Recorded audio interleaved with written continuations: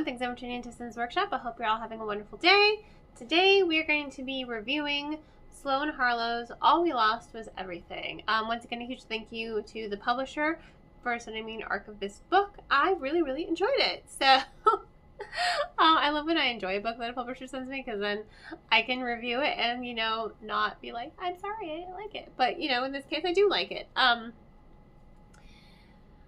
Shocking, honestly, that this is not my typical genre. Young adult, yes, but romantic thrillers, that's not really me.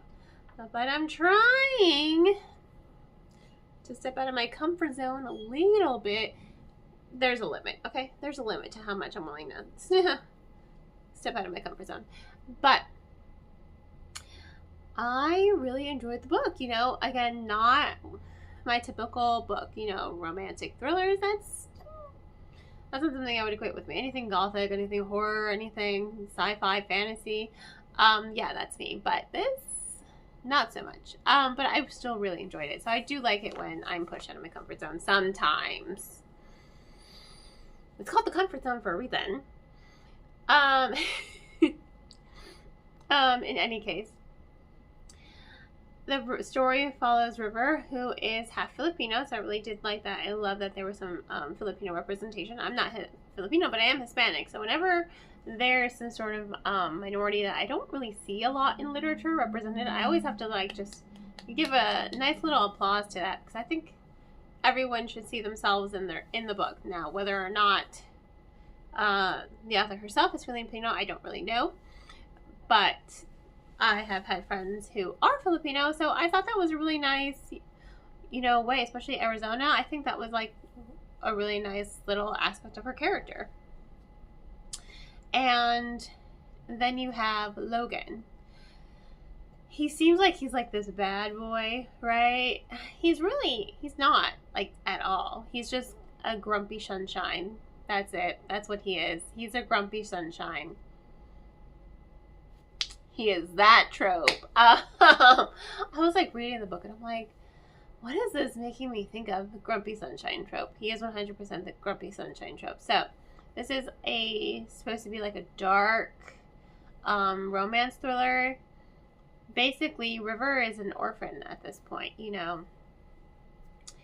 Her mother didn't go missing. Her mother, I think her mom might have had not bipolar disorder, but her mom had something, you know, there was something.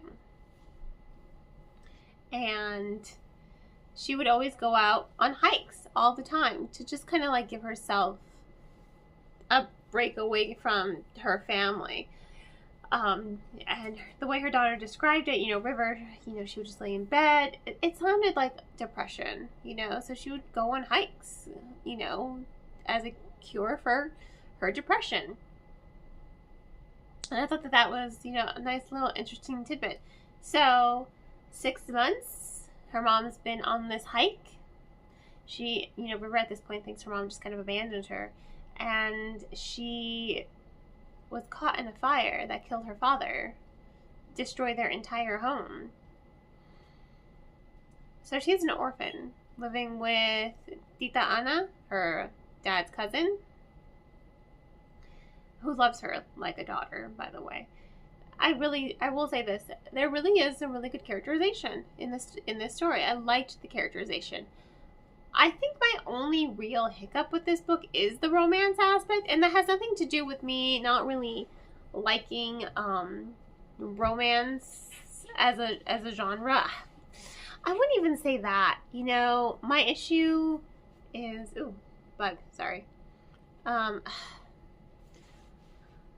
I am a girl who likes really rich stories. But if you're going to do a romance in a story, I'm going to critique it, obviously. And sometimes I like them and sometimes I don't. This one, it moved too fast.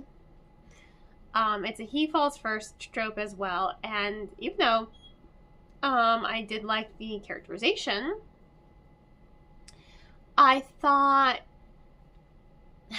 there needed to be more substance because their relationship moved very, very quickly. And by the time you get to the end of the story, you get why it moved quickly. I mean, they're both kind of dealing with grief. They do love each other, but they're both dealing with grief in different ways. You know, she's pretty much lost both her parents. He lost his father.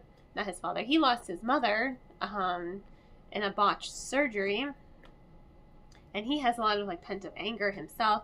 So there's a lot of layers to the characters, I think. I think the romance, like I said, it just moved too quickly for my taste. It wasn't really believable. You know, it was just kind of, okay, we're here. And then all of a sudden you guys are making out in a pantry at work, and I wanted more substance to the romance. That's really my biggest hiccup with the story. Because other than that, I blew through it. I flew through it. Pacing was on point. The plot twist kept coming, and I did not see them coming. I mean, the plot twist with her mother, that I kind of saw coming, because it's like, 6 months, something happened to you. That one you saw a mile away. Plus, she does throw like little Easter eggs here and there. And you're just like, this is an important detail. You're writing it like it's not an important detail, but it's here, so it is an important detail. Yeah, totally. Her mom's dead. 100%. That's not even a spoiler. You know her mom's dead. If she's been missing for 6 months and hasn't come back, you know she's dead. But the plot twist with her mom, didn't see that coming. Her dad, didn't see that coming. There were lots of plot twists I just didn't see coming, and I thought that that was really well done. I like when the story kind of keeps me on my toes, and you're just like, what? What? What? And Harlow uses misdirection really, really well. I will say this. She uses misdirection really, really well. She made me look in one way, and then this happened this way, and I'm like, what? I will say that. So, I liked it, you know. I like the characterization. I like how she handles grief, because these are characters who are dealing with grief. You know, they're dealing with loss. So, I like how she didn't just put a Band-Aid on it. I liked the pacing because I blew through this book. I probably could have read this book in one sitting if I had let myself, but I didn't. It was just bam, bam, bam. It moved. It's like a perfect kind of beach read if you're looking for something that's a little bit more mystery versus lighthearted. It does have a happy ending, I will say this. But it's just one of those books that just keeps you on your toes a little bit. And there's a mystery on top of a mystery on top of a mystery that I thought was really interesting. Because again, misdirection was used very well. I think the plot twists were done really well. And overall, it was a decent story. My only gripe is that the romance moved way too quickly. And it needed a little bit more development so that it had more substance to it. That's really my biggest gripe with this book. Other than that, it was a solid read. So yeah, I would go ahead and give this book 4 stars. So, pleasantly surprised that I really did enjoy it. So yeah, check it out. If you like Nora Nolan books, you're definitely going to like this one, for sure, hands down. In any case, thanks again for tuning in. Please don't forget to like, subscribe, and share with all your book-loving friends. I hope you all have a wonderful rest of your day, and as always, happy reading.